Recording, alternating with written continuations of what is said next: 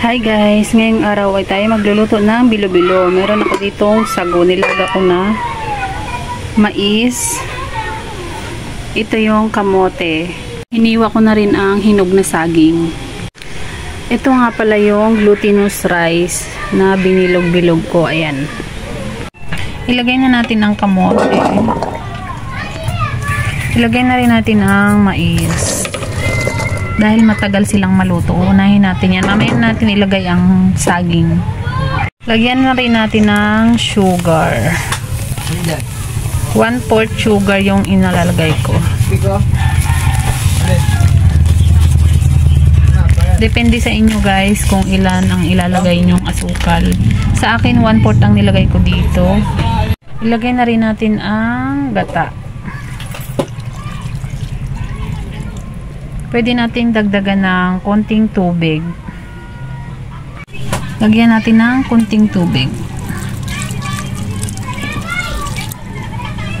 Haluin lang natin para matunaw yung asukal. Tapos takpan muna natin. Hintayin natin na maluto. Kumukulo na. Ilagay na rin natin yung glutinous rice para maluto.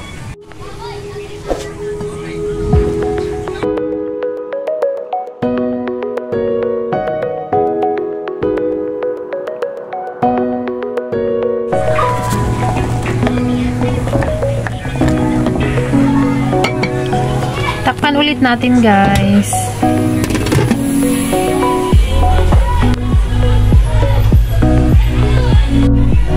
Ayan, kumukulo na guys.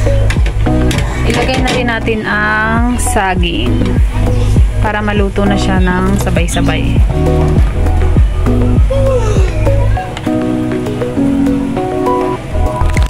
Haluin lang ulit natin.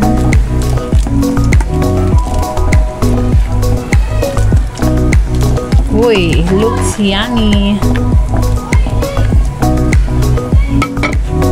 Takpan ulit natin.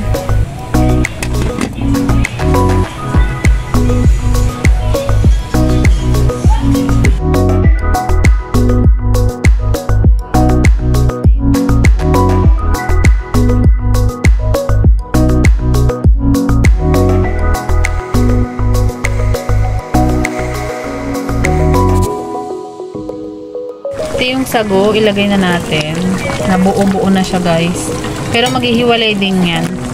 Walang forever. Charot! Haluin lang natin.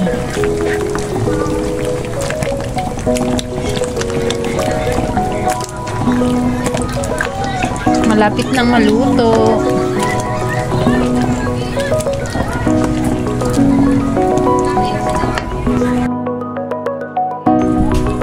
Ilagay na natin ang pangalawang gata. Gata lang ang nilagay ko dito guys. Hindi ko na nilagyan ng gatas kasi masarap na siya.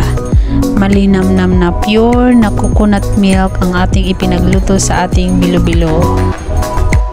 Haluin lang natin guys. At hintayin natin na kumulo ng konting oras. Ayan, kumukulo na.